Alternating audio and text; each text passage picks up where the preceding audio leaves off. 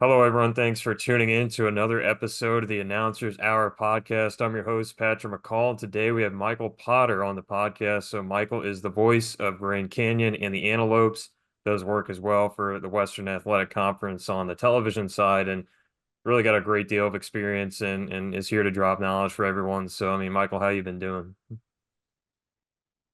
Good, Patrick. Thanks for having me on, man. I'm excited. That's great. And can you just talk, for those that are unfamiliar, a little more specifically about your roles with Grand Canyon and WAC? Yeah, so mainly with Grand Canyon, I'm the play-by-play announcer for men's basketball on radio.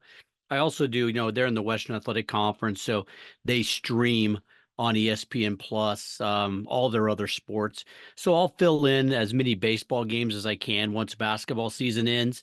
And every now and again, I'll jump in and do a fall sport, a soccer or volleyball, something like that. I've done a couple softball games in the past when I'm available, but the main responsibility for Grand Canyon is men's basketball.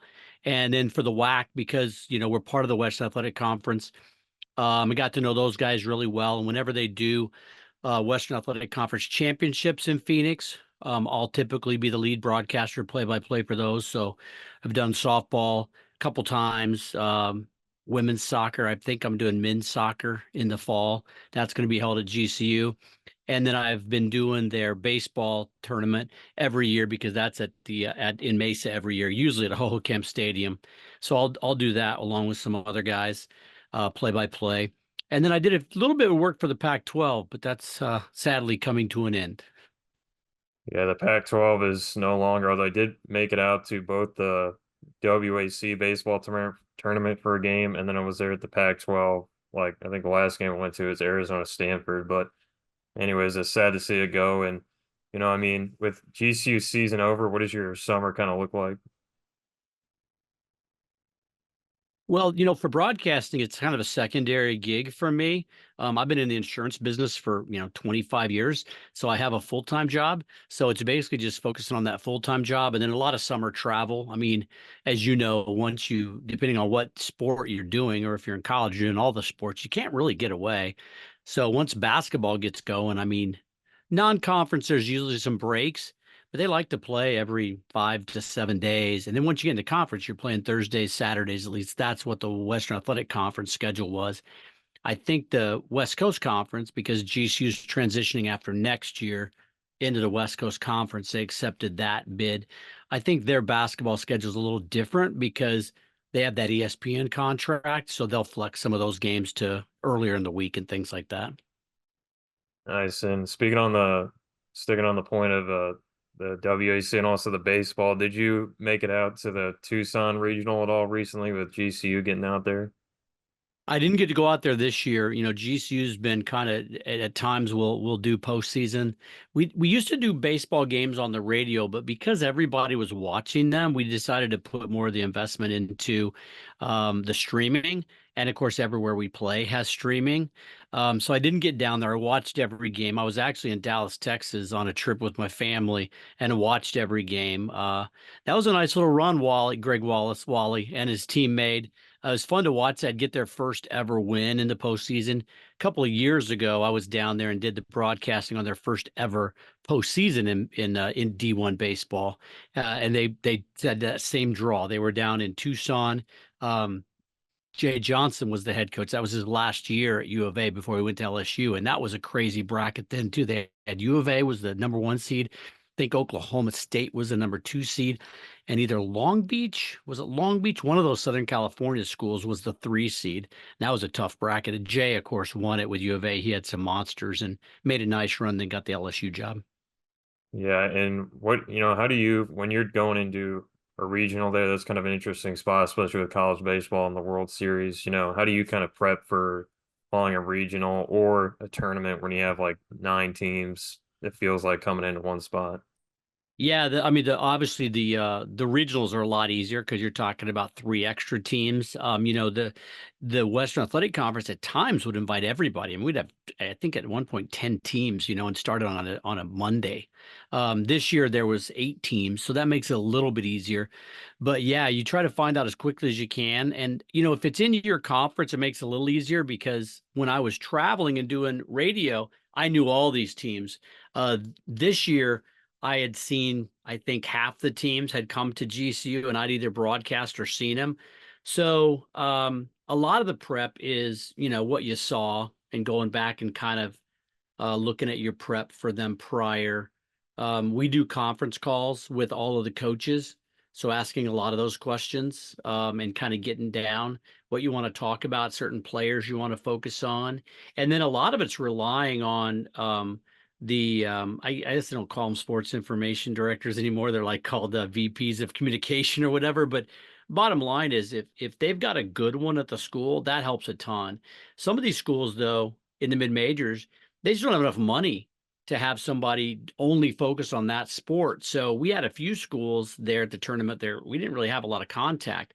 But the other ones, man, I try to make really good friendships with them. I give them my phone number. I'm like, hey, if something happens during the game that you want me to talk about, text me. Because sometimes in your brain, you're like, oh, this guy's got, if he hits one more home run, he's going to have the school record. But you kind of forget about it because it's not your school, right? And we don't have a producer in our ear reminding us or a team like ESPN does, like Carl Ravitch has a producer telling him all of that stuff, right? He's not memorizing that. Like they're reminding him. Um, and then, so I would get texts up at Utah Valley. That guy would text me, hey, that hit is Daniel Davidson's, 10th consecutive hit. And I might have already said it, but I might have forgotten. And boom, I can say that stuff. So a lot of it's prep, but then a lot of it is making those relationships with folks. Um, I tend to take a lot of notes and I'll kind of group them into stories I want to tell.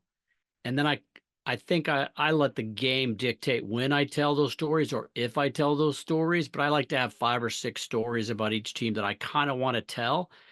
And then as the game dictates it, and then I'd like to focus on the game itself. I don't do as much. ESPN a lot of times they'll be talking over the plays a lot, telling some story that they want to tell, and sometimes to me it doesn't fit into it. So I kind of let the game dictate it. But I mean, you do as much prep as you can. But when you're prepping for 8 teams and I mean, you're gonna miss a lot of stuff. Yeah, it can be a lot and overwhelming. I like that you mentioned the like text relationship part with SIDs because I didn't think it's something that would with other SIDs that I would do. Although I know like at Miami we had that correspondence, so that's kind of thinking outside the box. And going back to your prep process, how do you prepare for a basketball game? Like because that's one of your main roles with GCU and travel around the team. What's your average kind of week like in the fall?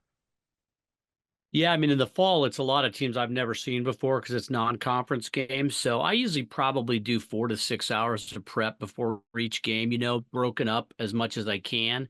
Um, and a lot of the prep work is just reading, going to the websites, reading, finding the key players, looking back at their history, looking at some of their stats and numbers.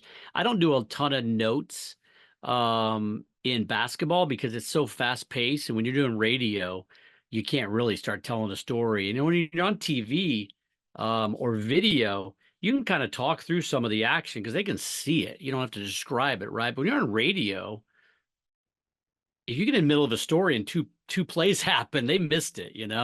So you got to try to be succinct. I have an analyst with me on radio, Paul Coro, who is the Lopes insider. So I rely on him a ton for like Lopes. So I rely on him a lot. And then, I know some guys, they'll like Bryce Drew is our head coach. They'll ask the SID and say, hey, I want to talk to Bryce before a game. I really don't do that because quite frankly, when I'm working for GCU, I have a dog in the fight, I want GCU to win. They pay my checks. I'm a bit of a fan, right? When I'm working for the WAC, I don't. I'm working for somebody else. So I have to be more neutral. So I can talk to the coaches then. I think some coaches, when the opposing, like I know our coach, when the opposing guy wants to talk to him, he's not telling him anything, you know. Hey, I see Colin Moore hasn't been shooting the ball well lately. What's he gonna say? oh yeah, Colin's hurt. He's not going to tell anybody that, right? He's going to say, oh yeah, Simo's been down a bit, but he's had great practice. He looks great. So I've even heard him on some of those interviews. He's just not going to share as much. So I don't do that. Some guys do.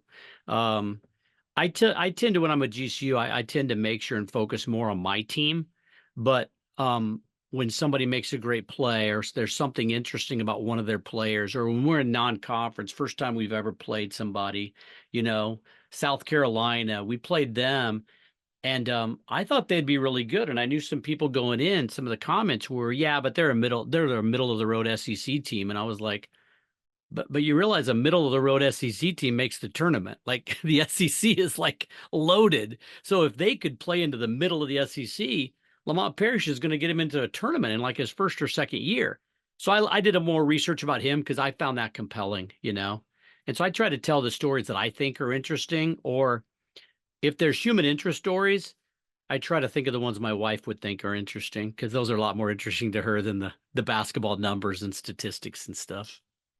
Yeah, I know storytelling is interesting on radio and always a good thing as well. But with GCU and getting that whole, you know, time around the basketball program, how much have you learned and how different is it like for the people that, because there'll be people that want a job, as just the voice of a university versus doing also like you do with network and WAC. So how much different is it like managing the relationships and what you put into the broadcast at GCU versus just doing it for the network with the WAC?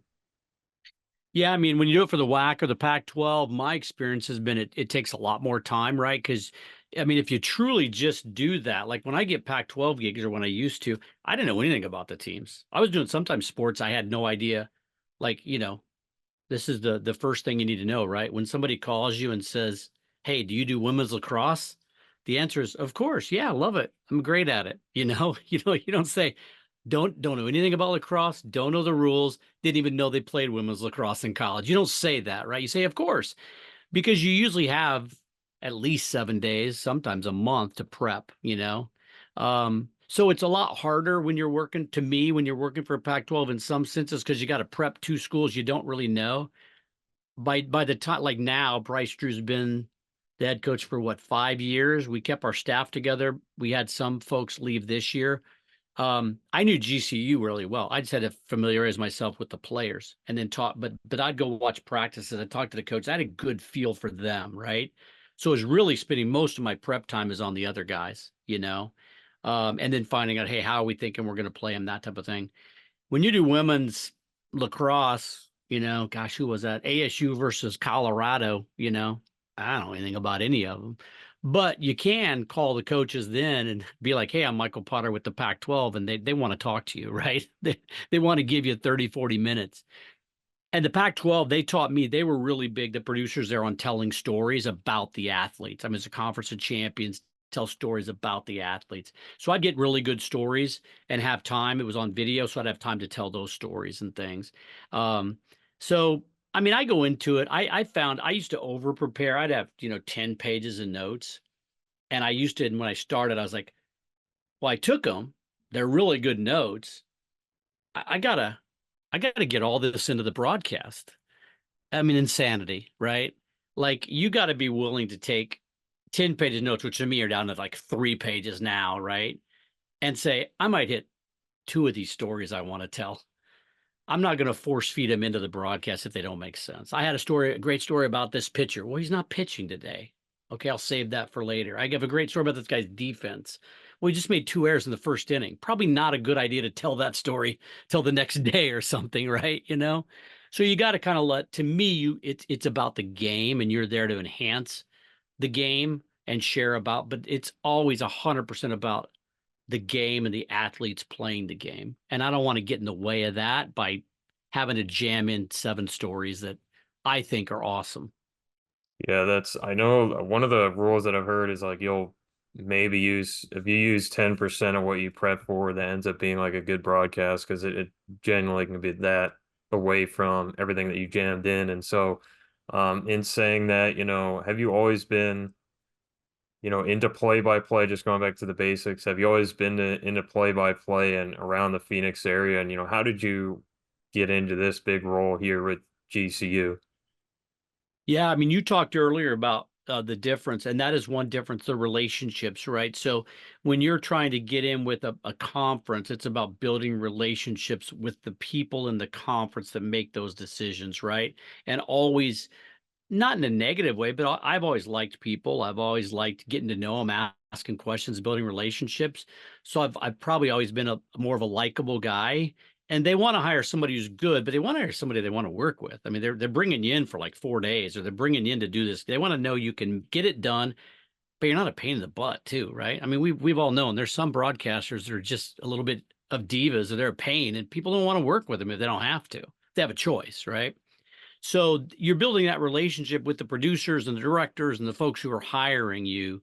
At GCU, it's about building that relationship with the administration initially, and that's how I got into it. So I was a GCU graduate, first graduate in class of Grand Canyon University back in 1990. So when I went there, all NAIA. We had won, I think we had just come off our third NAIA baseball championship. We'd won a basketball championship. Really good NAIA school. I was a theater major, didn't do any broadcasting. They didn't have the programs like they have today, where kids can jump in and do broadcasting.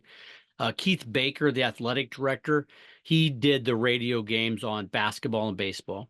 Um, so in 1988, when I was a sophomore, I think.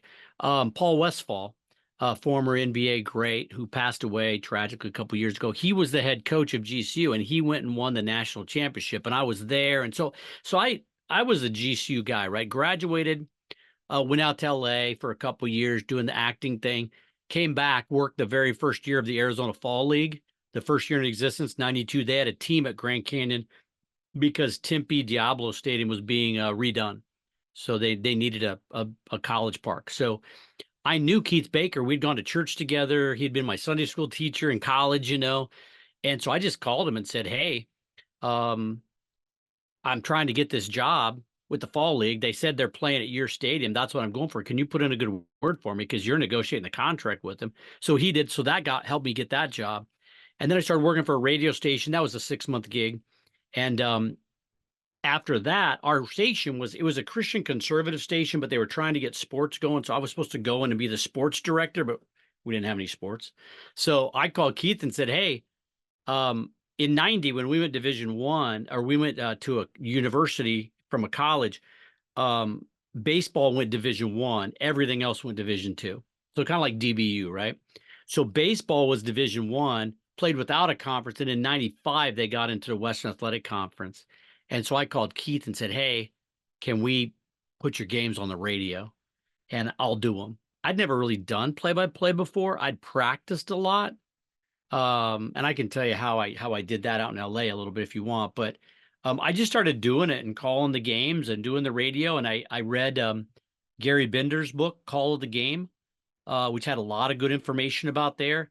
And I liked certain broadcasters, and I just kind of tried to emulate them, not necessarily copy them, but I kind of listened and thought, what do I like about how they do it? And the bottom line with most of them was I like the guys who don't make it about themselves. It's about the game, and they have a healthy respect for baseball and the actual game that they're doing, or basketball in general and the game they're doing. Vin Scully obviously was huge at that time. And I say emulate because you can't copy Vin Scully. I mean, he's like freaking once in a lifetime. Like the way he could tell a story and it would end exactly when the third out happened. It was just like, okay, this guy's like touched by God or something. I can't do that. But I liked that it was about the game. It was never about Ben Scully. He came across as a humble guy who was happy to be sharing a game with you. And so that's kind of the broadcasting I try. Um, anyway, this is a really long answer to your question. I hope that's okay. Oh, that's great because I think especially I like that you kind of went back to the beginnings. It seems like everyone it's either there's no in between. It's either you get dedicated people that are like knew they're going to do play-by-play like forever ago, or practicing, as a kid with a mic, and then now, Right. that versus, I feel like someone more in your position where it's like they stumbled into it, didn't even think about it, maybe like before the opportunities were in front of them. And so, That's really interesting. And can you talk a little bit, yeah, about how you first got into it, like, or play-by-play practice reps at least when you're in LA? Yeah, so I always loved baseball. This is my favorite game, right? But I always loved sports and I would watch and there were certain guys like, and I always thought, like everybody think I could probably do that. And then you try it and you go, oof, I'm really bad. It's just not as easy as it looks. So when I was kind of in LA, I was like, I should start like practicing. So I would go to Dodgers games at Chavez Ravine with this is how old I am, a tape deck, right? And I'd have a scorebook and I would just sit in the bleachers and I would just call games. And I don't know if I did, I don't know, over 2 years, 50 or 70. I don't remember how many. But then I would get in my car to drive home and I'd stick the tape deck in and I would listen. And from my memory, I was really bad. Like it was really bad. And I couldn't listen to it. And so, I would listen to about a half an inning, and be like, oh, I suck. I can't believe this. And then like the next game, I'd be like, oh, I stink. And about the 10th game, I'm like, oh, I kind of liked that. What was good about that? And so I'd kind of critique myself. And it got to the point where toward the end of that, I would be able to listen to like a full game and not cringe the entire time. There were still cringe-worthy moments when I'd say something and I'd be like, ugh. But I also started getting to the point where while I was doing it live, I kind of knew as I was saying it, oh, that's not going to be good. But you're in the middle of it, and you got to just keep going. Oh, I probably shouldn't. So I started getting a little awareness there. And so then when Keith hired me or we had that relationship and my program director was like, "Yeah, let's do these games." Um I got just a lot of reps, man. I mean, I just got to go do it and honestly, people are pretty forgiving if your heart's in the right place and they can tell you're not about yourself and you're about the game. The parents are pretty forgiving. And if they come up to you after and say, hey, man, you butchered my kid's name, and you don't say, well, if you're like, oh, I'm so sorry, they're like, oh, no, no, no, don't worry about it. Don't worry about it. And, so I just got a lot of reps. And then that was 95 to 98. GCU went back to D2. So I didn't do anything. And then, gosh, 10 years later ish around that. Um, what year would that have been? Yeah, like 15 years ago. Um, GC was still D2, but a guy named Russ Pennell had taken over for Lute Olson at U of A, and he took him to the Sweet 16. Lute like got let go kind of right in the middle. It was a weird thing, and Russ stepped up, took him to the Sweet 16. And he was a Christian guy, and GCU is a faith-based school. And so Brian Mueller was like, hey, I'm going to hire that guy to coach GCU. So I went to Keith Baker. He was still there. He was the athletic director. And I said, hey, you're probably going to want to start broadcasting, like stream or something. I'd love to do basketball. And he's like, I don't know. I don't know. And then, like, literally the day before the season started, he's like, hey, we are going to stream. Do you want to do it? And I think he paid me $25 a game and like I negotiated up to 35 for a road game or something like that, but they paid for everything. I had a full-time job, wife, 4 kids, but I was like, this is a great opportunity because I could do Division II basketball when we got into conference play. I did men's non-conference, and then we got into conference play. I don't know if they still do it, but they played women's, and then 30 minutes later they played men's. So I got to call instead of just calling like 32 games in a basketball season, I got to call like 50 games. And I was not very good, but I got to do it for 4 years solid before we went D1. And quite frankly, I started getting a little bit better every year. And by the fourth year, I felt really comfortable and confident. So then we go D1. I'm like, oh, yeah, I can do this. And when it was all streamed, and then we went to radio for D1. And I tell everybody, it's like you got to have some basics and you got to know the sport fairly well, but you gotta just get reps and you got to ask people. Like Russ Pennell was great for me when he was there for 4 years. Him and his staff, Mark Nelson, Phil Cullen, those guys. Matt Brazzi. I would go to and when I would go with them when I'm on the road. They would drop everybody off at the hotel and they'd be like, "All right, we're going back to scout." And I'm like, "Can I go with you guys?" And they're like, "Sure." So I would sit by them and I would be like, "How do you watch this game?" Because broadcasters watch the game differently than fans do, and they watch the game differently than players do, and players watch it differently than coaches do. And I was always intrigued by that. I'm like, what are you looking for? I would ask Andy Stankiewicz in baseball all the time.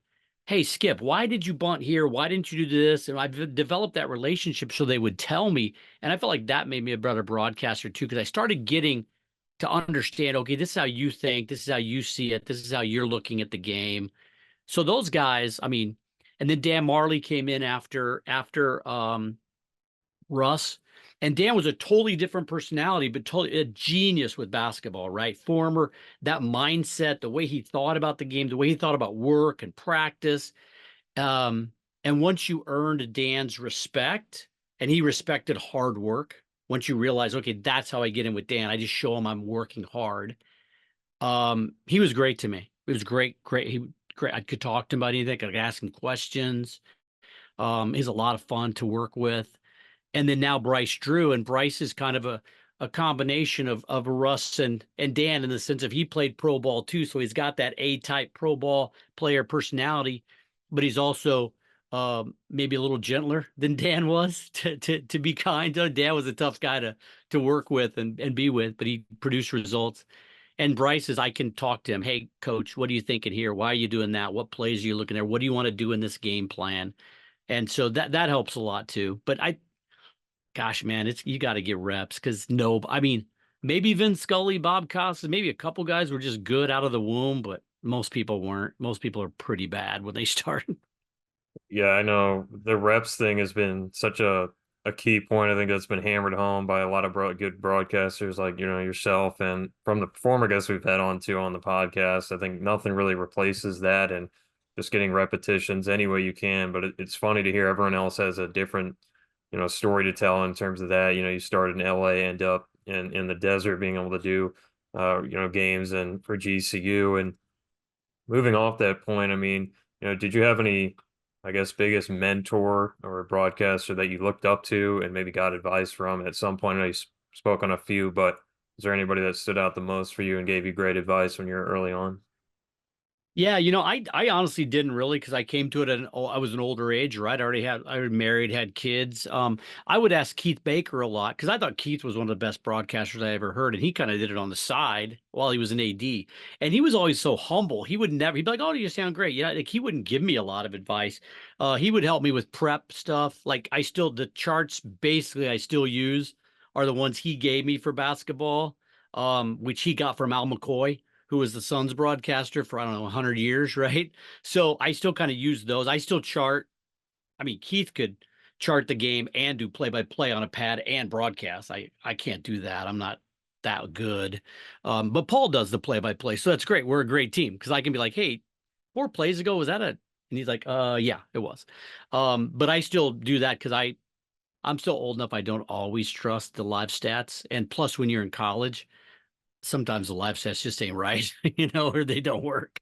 Um, so there wasn't really anybody. I also tried to like I think it's good to have a mentor. I think it's good to have people like that, but I think that the people I like in broadcasting are genuinely good people and they allow their personalities to shine through. Like I don't want to hear somebody doing a great Joe Buck impersonation. I'll just listen to Joe Buck. I don't want to hear that somebody doing a great Joe Davis impersonation or a great Vin Scully. Number one, you're not going to pull it off. And number two, it's not you. I mean, be yourself. I think, and I always wanted to call games like, I like it when people say, like, oh man, I love listening to you because it's like we're just watching the game together. I'm like, okay, that's what I'm looking for. Not everybody is. Some people are like, I want to be the most knowledgeable to this. I want to drop knowledge on you on every pitch, on everything. That's not my way to watch a ball game. So why would I broadcast that way? I think that's a really great perspective and building off that point into the more back into the technical side. And I know you talked about the relationships, but everyone I think misses sometimes behind the scenes for sure in play-by-play. So producers and directors and the studio host and etc. So I guess can you give us like an average look inside, on a radio broadcast for GCU, a men's game, home or away, and then on the television side as well? Like how many people are you working with and do you have to collaborate with for your broadcasts? Yeah, that's a great question. So on radio, I don't collaborate with anybody, and I kind of run the show with Paul, right? So I mean, I have my gear, right? I carry the Comrex, I set it up, plug it in, and I just connect. And We got a guy back in the studio running the board, getting me in and out of breaks. I collaborate with him to make sure, we don't miss anything and we're all on the same page. But man, once the countdown goes and the music starts, I'm kind of in control, right? I throw it to breaks, I get it out, I do the post game. I'll work with Josh Hauser, who's our VP of communications there at GCU, on any pregame guests I want. I mean, I've done it so long, I kind of just know I'm gonna go catch Greg Wallace right after they do batting practice. That's when he likes to do it, right? I'm gonna go catch Bryce Drew right after he comes out and does TV at home on the road. I'm gonna catch him at the shoot around the day of the game. He likes to do it at shoot around so then he can focus. Dan Marley was like, when our guys go out to shoot around an hour before the game, come in and find me and do it. So you kind of find the coaches of when they want to do those things and let them dictate it. With GCU, we have GCU TV, so usually have a pretty good crew. Typically, though, the director of that broadcast is a full-time employee who's got experience, but then we're working with students a lot too. So that's different students each time. So in my opinion, in that case, I got to kind of lead a little bit more because the students just don't know. They haven't done a lot of broadcasts. They're not sure, So we talk through a little bit more on that broadcast, how we want it. Paul and I have been working together so long. I mean, sometimes he's got other stuff to do. I mean, the music will be playing. I'll be saying, "Welcome to Grand Canyon University, Global Credit Union Arena." And he's sitting down right then. And we don't even talk about what we're going to talk about because we've done it so many times. He knows I'm going to throw him this. I know he can handle whatever I throw at him.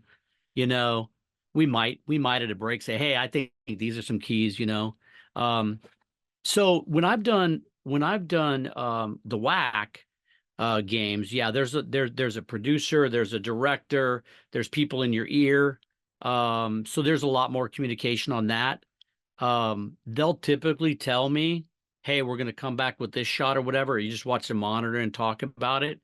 But if I kind of direct, especially on GCU TV, I'll kind of direct a little bit too and say, "Hey, come back with a shot of, Paul Panich on the first base coach. I'm going to talk about him because I just saw his dad last night and he played it." I'll kind of tell him the story I want to tell.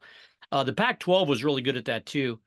I always did remote broadcasts, so basically it was just me sitting at a table, at Sun Devil Stadium or wherever, or volleyball sitting there. And there was I didn't know what their title was. There was one dude kind of running the thing. There were like 2 or 3 cameramen, and then my producer was back in San Francisco, and he would tell me, "Hey, this is what we're going to do." And I let those guys, they're really sharp. They would tell me, boom, boom. But here's one thing I would say, depending on where you're at in your career, at the end of the day, um, somebody's going to be in your ear telling you to say something. If you're not 100% sure to say it, don't say it because they don't remember that a producer told you to say it. They remember what you said. And if you don't know it, believe it, if it's not a fact, if you're not for sure of it, or if you don't have 100% trust in that person, don't say it. And if you do say it and something goes south, never say somebody told me to say it.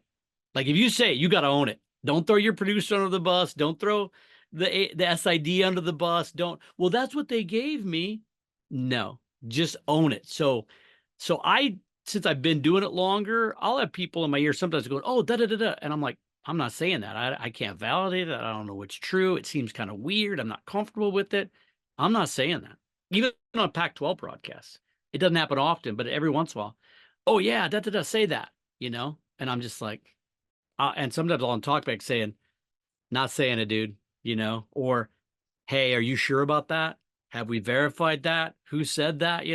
So I use talkback quite a bit too on those type of situations. Doesn't happen a lot, but we've all seen it, right? Where something hits Instagram or Twitter, and I know for a fact that that play-by-play guy or that analyst said it because somebody told him to say it. He didn't come up with that on his own. And it's just like, you got to own it, man. You can't say, "Well, my producer blew it." I think Carl Ravitch had one of those a couple years ago in the College World Series. It was a big one, right? He thought he got confused on what inning it was or whatever, and he called a walk-off, but it was the top of the ninth or whatever. And it's called, and he apologized later. I'm thinking, I guarantee you somebody was in his ear going, "That's a walk-off, that's a walk-off." And he got caught up and did it because he's a pro. He didn't forget it was the top of the ninth, but he just owned it. He just said, "Yep, I screwed up. I'm really apologetic. That was a horrible call. My bad. Sorry." But I'm like, I would put my money that somebody was yelling in his ear that that's a walk-off. Wow, that's really insane. That's a whole perspective I didn't even think about, or a whole type of different trick in the game. And because announcers, like you mentioned, are they're in the front and center, but there's often things that are going on and behind the scenes that you can't really display to fans. And one way that also plays out is like up here in the West Coast League, we'll have like a pitching decision made, and I think a lot of people like, or in other sports, maybe they question the decision, but then like on one hand, it might be like the coach is in between, a rock and a hard place because they want to win the game, but then they have to take the pitcher out to manage his innings because the college coach wants under, set amount of innings for the summer. So there's always another relationship that's going on. And I think, you did a really good job in covering that point. I guess, have you done, I'm thinking, you've done basketball obviously with GCU and a lot of baseball. But I do wonder, have you done any football broadcasts? And if so, how did those go? Probably not great, but yeah, I've done them. Football to me is probably one of the hardest for me, the hardest thing to do because you're so far away from the field in football. And, I've never done it with a big crew. Like those guys do such a good job, but they got spotters, they got people in their ear, they got people helping them identify because it's hard to identify players. And people always wonder, man, how did they see that hold on the? They didn't, somebody else didn't told them we're going to replay the hold, or they have a really good analyst who can see that stuff because they see the game differently. But when I did it, when I was back at that radio station, I wanted to get football experience. So I did Christian high school football because we were a Christian conservative station. So there's a lot of good Christian football out in Arizona, like Phoenix Christian and Northwest Christian and those. And so I did those games. Those were hard, man, because I was by myself. The field wasn't marked very well. The lights aren't that bright. They're running guys in and out. Half the time they'll change uniforms and not tell anybody. So those were tough. I mean, I like broadcasting, so I enjoyed doing them. And I would probably enjoy football if you had the full crew. But that's the one I think there's so much going on. I think having a big crew is so important at that. But I haven't done a ton of football. And I like football, but I like a lot of it. I mean, I'll be honest with you, man. Like when the Pac-12, like I wasn't getting any of the great gigs, right? Because I was new. But doing women's lacrosse, that's a fun sport, man. They're great athletes. Doing women's soccer, I'd only done a handful of them. I got to do USC game a couple times, and I think they made a run at the national championship that year. I mean, that was a lot of fun. Doing women's volleyball, hadn't called a lot of volleyball, but so those Olympic sports, I mean, those are a lot of fun to call. I probably enjoyed them more than even like, I mean, I like baseball and basketball, but those were a lot of fun. Yeah, there's definitely underrated sports. I think when I remember doing like my second ever game in Miami, I'm pretty sure it was a volleyball game, the women's team playing North Carolina or something. And I remember not, like you said earlier, really knowing anything about the sport going into it. And same with the soccer podcast, but I just had a lot of fun with it. And those are some underrated sports for anybody that's not as, interested in the sports outside the mainstream. They can get really interesting, especially when you broadcast it and learn about the sport. And, coming off that point about, football and basketball and everything, you've obviously been around. Is there any favorite spots you like to travel to for games and do broadcasts? Well, I mean, for basketball, our arena at GCU is like the best of the best. I mean, with the Havoc, I mean, 3,000 students right across from us going crazy the entire game. And we have a great fan base. So there's really nothing better than a home game for us. Um, we played down at Tarleton State in their little bandbox Wisdom Gym because they're building a unbelievable arena there. Tarleton State's, they're gonna do really well because they really put a lot of energy and effort into it. They got football, but this the new arena is going to be unbelievable. But we played in a little old gym. You'll still get those sometimes in uh in the mid majors. And that was, I mean, there was some officiating issues and there was some craziness, but that was fun because the fans were into it. It was like for kind of for first place, and the entire half the football team was right behind me. Like when they'd jump up and down, they'd bump into me when I was broadcasting and stuff, and that was a fun environment. So the ones where in college, the ones where people are really into it, I mean, the bucket list stuff early on when Dan Marley was our coach, and Jerry Colangelo is really involved in the program and he has context. He was doing USA basketball at the time. So, we got to play in Indiana. I mean, that was great, right? It was just you get to go to India. We got to play a Rupp Arena. We got to play at Duke. We got to play some of those places are cool from the nostalgia standpoint, but they're big arenas, some of them. I like the places where the fans are just going crazy. And they're really into the game, living and dying on everything. Those are the fun ones for me. So a lot of the conference games get like that when we come to play. New Mexico State ruled the WAC for years, and we were about the only team that could kind of even halfway compete with them. So man, they would always say, we sell out. You only sold out when you played GCU, or UTEP, right? Those were fun games though, because they are they are some hardcore rowdy fans, and they yell some stuff at you, but they're passionate, man. A lot of people didn't like that, I loved it. I thought the Aggie fans were fantastic. I loved going down there and playing those guys because they were crazy. There's really nothing like those crazy college basketball environments. I think that's what a lot of people still love about the game compared to the NBA. And, with the travel incited in it in basketball, I guess, do you have any crazy game that you can remember either with the WAC or, as the voice of Grand Canyon that you remember doing it sticks out and just had a whole crazy story behind it? Well, I mean, fortunately, since Bryce Drew came, we've made the tournament 3 out of 4 years, and we'd never gone before. The first year was kind of in the bubble, so it counts, but it doesn't from a fan perspective, right? Because it was limited. The second year was up in Denver, and that was good. It was almost kind of felt like we are just happy to be there, and Gonzaga beat us. This is a good game. But then last year, beating St. Mary's to get our first ever NCAA tournament win. That was great because we were the underdog in Spokane. And so think about it. St. Mary's we're the underdog. We're in Spokane. Everybody there hates St. Mary's because they're Gonzaga fans, right? So we had the entire crowd on our side too. So that was pretty exciting and pretty fun. That was crazy. I do remember right when we opened GCU Arena, we were still Division II, and we were about to lose to Dixie State. Now it's Utah Tech.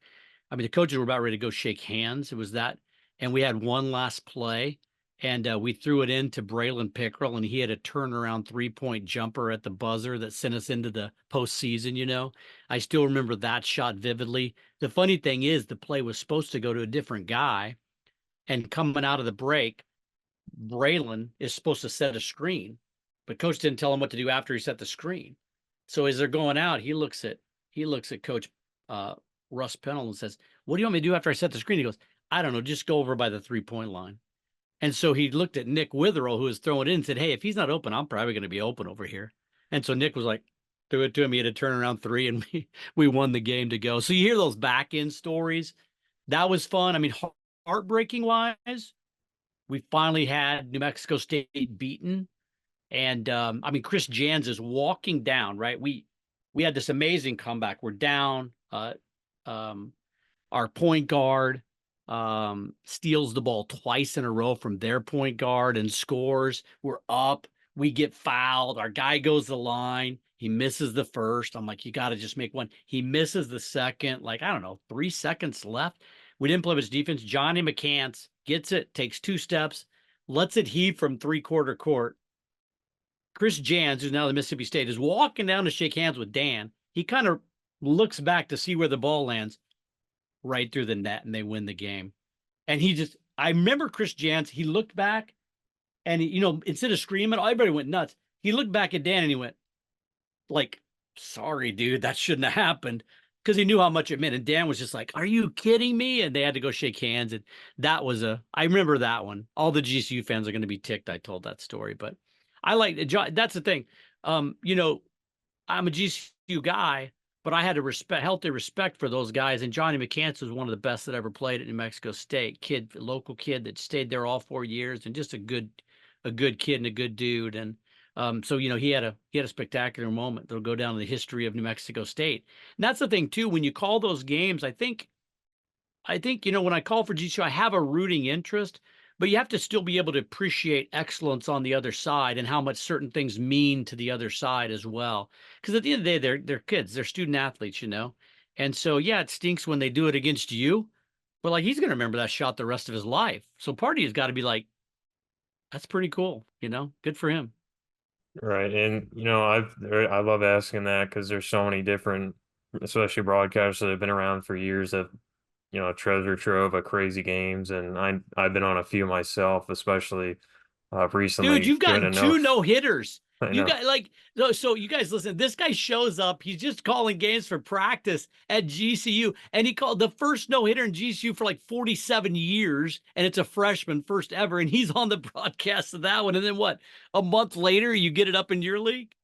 Yeah, it was literally, I did not expect going into, especially our team have been, up and down out of the gate, but then we get an amazing three pitcher performance to get a no hitter up here. And so, and we ended up losing the series of the next two, and they had to bounce back. But it was just that night, everything came together really well. It was amazing. But I don't know. I've been really fortunate with the finishes that I've been on for sure. And I mean, looking ahead, do you have one big piece of advice for people out there looking to get into play-by-play, or what they need to do to improve or get tactics or anything really? Yeah. I mean, I think I'm a living proof. I mean, you can start anytime, right? But I think you just like I say, you got to get those reps. I think you gotta take any opportunity that comes. I mean, that's what honestly, Patrick, what I respect about you. Like you showed up in our booth and you just called and said, "Can I come over and get some reps?" And and people in positions that can give you jobs, they like that hustle. They like that work ethic. And so Josh Hauser's like, I don't even know who this kid is, but yeah, I got an open booth. Why not? And you just kept coming back. Like sometimes people will do that and they'll ask me advice. I used to always say when they'd ask me, say, hey, go read Call of the Game by Gary Bender. You can find it. It's a great book. And then come back and we'll chat about it. Probably told 35, 40 people that one did it and came back, right? And so a lot of times people will test you. Hey, you want to do the overnight? You want to work at the radio station? I'll let you call high school football, but you got to do all these crappy overnights. And people will say, I don't want to do it. I would take any opportunity possible. I would make opportunities. Do it for free. Don't worry about what you're getting out of it. You're just getting reps. And I would say always, always look professional, show up early, stay late, have a smile on your face. You know, I mean, I was talking to some kids and they're like, does it really matter how I dress? And I go, listen, unfortunately, people my age are the ones that are hiring people, and that matters to us. When you get to the point where you start hiring people, you can say, I don't care how you dress. You can, my generation, that matters, right? That matters to them. So you got to just show up early, stay late, take any opportunity you possibly can. I mean, it's not glamorous, right? You're driving across town to sit in a booth and call a GCU Sacramento State baseball game. It's not glamorous. You're up there working all day and calling games all night, but you're getting a ton of freaking reps and you're making connections. And you never know, the GM of the summer league might be the GM of a double A team. And they'll go, I remember that dude. He always showed up and he always worked hard. We should get Patrick to come be our guy. And that's how it works, to be quite honest. I mean, we have a lot of people who call and ask for advice, and we have a lot of students who go through GCU TV, and the ones that have continued to be successful after they left, they just took whatever job they could. I mean, Phil Catafamo, he took a job in Northern Arizona, and he just got better and better and better because he was doing stand-ups at freaking 2A high school football on a Friday night at midnight, when the game ends, Phil Catafamo reporting. But he got better at it. And people like me go, dude, that guy's putting in the work. Good for him. If I had a job, I'd hire that guy.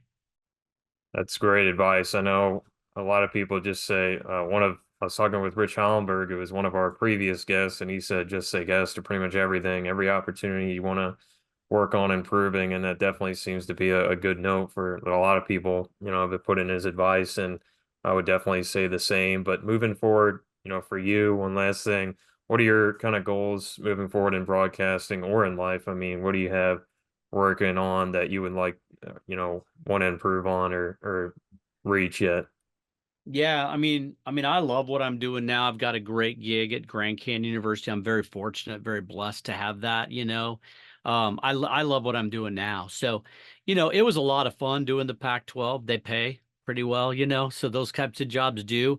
That's a lot of fun, but I don't have any necessarily desire to move to a Power Five or call football, basketball. I'm just not at that stage right now. I really like what I do, the people I work with, so I'm really blessed in that. But I say yes to that point. I say yes to every broadcasting thing, not because I'm trying to achieve something else. I just really like broadcasting. Like I do. I mean, I'll give you an example. Like Al Porteous, who runs our GCU TV, said, "Hey, can you do some of the women's volleyball games in the fall on GCU TV? Because I think it was Iowa was coming or Iowa State, and they're a top 10 team, and our coach Tim wanted to have a good solid broadcast." I said, "Yeah," and he's like, "I know it's a lot to ask, but there's like 8 games. Would you do like Long Island versus?" And I go, "Yeah," because I love broadcasting. Like I didn't get even. I don't think I even got paid for that. I'm just like, yeah, because I want to do it. It's fun. Like, I don't know, it's fun, right? So if it's not fun, you probably should do something else, and there's tons of other things to do. But so I just like what I'm doing now. I mean, excited about the move to the West Coast Conference. I mean, I'll still pursue, doing, I would love to do some more national games and things like that if they came available. But I'm kind of in the stage of my life where I'm looking at 5 to 7 more years at my current full-time career. And then I just love to call ball games and go hang out. My kids are all getting grown and go hang out with them and watch. They're all musicians, watch them perform. I mean, I have in the back of my mind, I'd love to just move to Cuba and smoke cigars and watch what and broadcast baseball games in Cuba.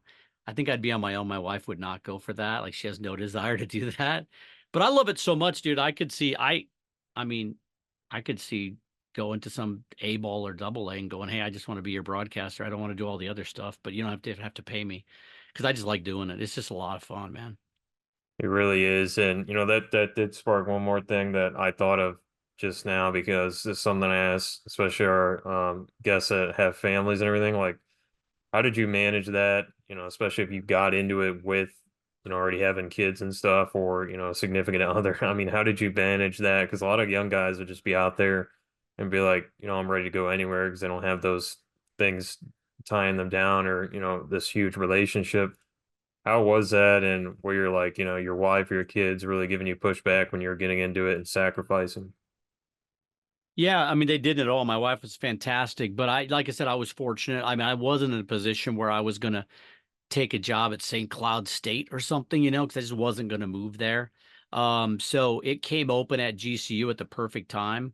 And so I think I was blessed. I think it was a God thing that I knew Keith. I knew Brian Mueller. I got to know him, over the years. Barry Butel's kept me around, Jamie Boggs, Josh Hauser, all these great people that like what I do and, built relationships with me.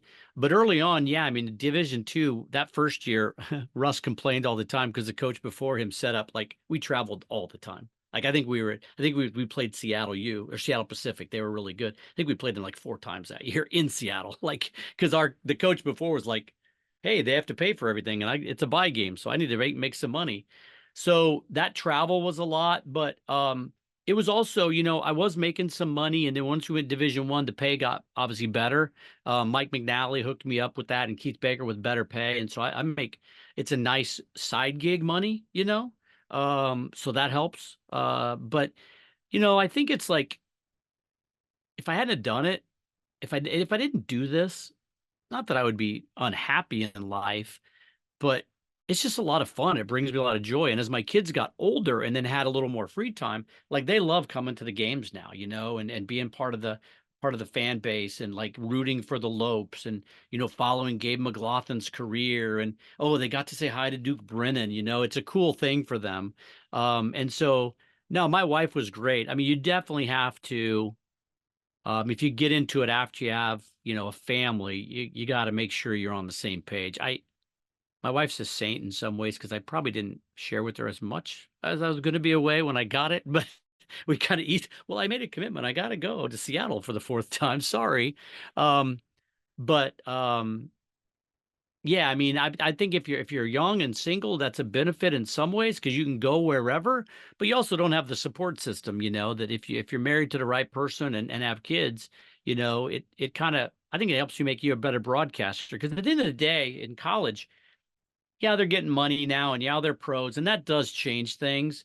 But at the end of the day, I think of it too. I'm not, I don't give them a free pass if they make a mistake, but I'm like, That's a 20-year-old who's got a mom and a dad listening to the broadcast, and I'm not their grandma's listening to the broadcast, I'm not gonna eviscerate a 20-year-old for making a dumb play on the base pass. I'll point it out, but, I mean, gosh, what was I doing when I was 20 years old, you know? So that's a long roundabout way to say I think having a family actually helped me be a better broadcaster in a lot of ways.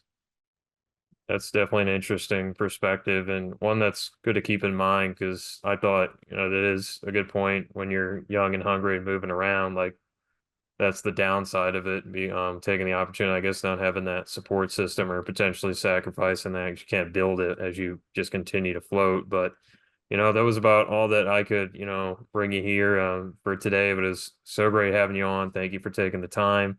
Again, that was Michael Potter, voice of Grand Canyon University. So he does all their basketball games, ton of baseball, also be on the Western Athletic Conference and been featured on the Pac-12 and other stuff. So much great insight, and we just thank him for joining us. And Michael, I mean, anything else you want to say? No, just Lopes up. Let's go. GCU. Thanks a lot, man. It was a lot of fun. I appreciate it. Anytime you want to talk about broadcasting, and if anybody wants to reach out to me, you can find me somehow. I don't check my Twitter and Instagram very often, but I'll eventually get back to you. I mean, that's well, the last thing I will say. It is an interesting community, right? You're noticing that. And everybody, I mean, there are some people out there who don't want to help you because they feel like if they help you, they might lose their job, but that's very rare. I remember when I first was asked, "Hey, do you do?" I'd never done women's volleyball. I called a guy I knew at GCU who played volleyball, and I sat down with him and I said, "Hey, what should I not say?" Like, because that's the quickest way to know that play-by-play doesn't know what they're talking about. Softball was the same way, right? Some people get bent out of shape if you don't call it the pitcher's plate or the circle or whatever. So I did that, and then I Googled online. I was looking for spotting